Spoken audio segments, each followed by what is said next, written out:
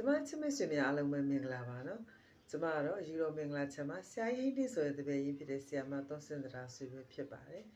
ဒီတစ်ပတ်မှာတော့ဗုဒ္ဓဘုသားသမီးများရဲ့တပတ်တာကံကြမ္မာကိုတဲရနမိတ်ကများပြင်ဟောကြားပေးသွားမှာဖြစ်ပါတယ်ရှင်ကျမချစ်မိတ်ကနေလည်းဗီဒီမေးမြန်းလို့ရပါတယ်နော်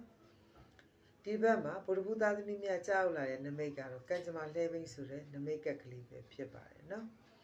အပြောင်းရွှေ့တွေဖြစ်မဲ့နမိတ်ကလေးပဲဖြစ်ပါတယ်အိမ်ပြောင်းတာတို့အလုပ်ပြောင်းတာတို့ဖြစ်ပေါ်တတ်ပါတယ်။ရက်ဝေးမှာအချိတ်ဆက်ကောင်းတွေလည်းရရှိတတ်ပါတယ်နော်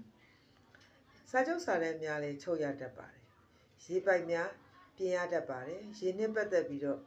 လောလောဆယ်တော့စိတ်ညစ်ရတဲ့အချိန်ဖြစ်ပါတယ်။ရေချောင်းခီးတွေရပ်ထားတာရှိရင်တော့ပြန်ပြီးတော့လေပတ်လာမယ်အချိန်ဖြစ်ပါတယ်။မိမိရဲ့အိမ်တော်ဘက်ကဖျားနေတတ်ပါတယ်။မိမိအိမ်မှာကလေးတွေပါရှိရင်တော့သတိထားဖို့လိုပါတယ်။အမြင့်နေပါတွေကတော့လိမ့်ကျတတ်ပါတယ်နော်။မိမိလည်းသတိထားဖို့လိုပါတယ်ပညာရေးဒါမှမဟုတ်မိမတယောက်အတွက်ကြောင့်လည်းတောကတွေပါရောက်ရတတ်ပါတယ်သင်တန်းတစ်ခုခုကိုတော့တက်ရတတ်ပါတယ်မိမိတို့စီကိုထိုးချတဲ့ဓာတ်ပုံတစ်ပုံဝင်လာတတ်ပါတယ်ဝင်လာပြီးလို့ရှိရင်လူနှစ်ယောက်အိမ်မှာလာရောက်ပြီးတဲခိုရမယ်တဲခိုနိုင်ပါတယ်နော်ကောင်းပါတယ်ပဋ္ဌာန်းဆက်တရားမဆနိုင်တဲ့အချိန်လည်းဖြစ်ပါတယ်ဆေးရုံတက်ပြီးတော့ယောဂတစ်ခုခုကိုလည်းကုသရတတ်ပါတယ်ဒီကာလမှာဗုဒ္ဓဘုရားသမီးတွေကသူတစ်ပါးကိုငွေဆိုင်ပြီးရောရတာတို့ဖြစ်တတ်ပါတယ်ငွေအတွက်လည်းစိတ်ပူပန်ရတတ်ပါတယ်အိုးသိအိမ်သိဆောက်ရတာတို့ဖြစ်တတ်ပါတယ်ငွေအတွက်မိမိကတော့နည်းငယ်စိတ်ပူရပါမယ်နော်ခရီးမထွက်ချင်မနဲ့ခရီးထွက်ရမှာဖြစ်ပါတယ်မျက်စိတွေပါတော့ဥပတ်ရောက်တတ်ပါတယ်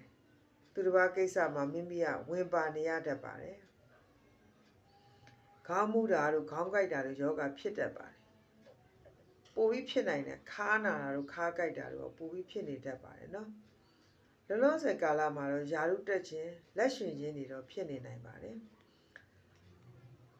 ဗုဒ္ဓဘုသားသမီးများအကယ်မေးမြန်းလိုတဲ့ကိစ္စများရှိနေခဲ့တော့ထိုကိစ္စအောင်မြင်မှာဖြစ်ပါတယ်နော်အောင်မြင်ဖို့အတွက်ပြောကြားလိုပါတယ်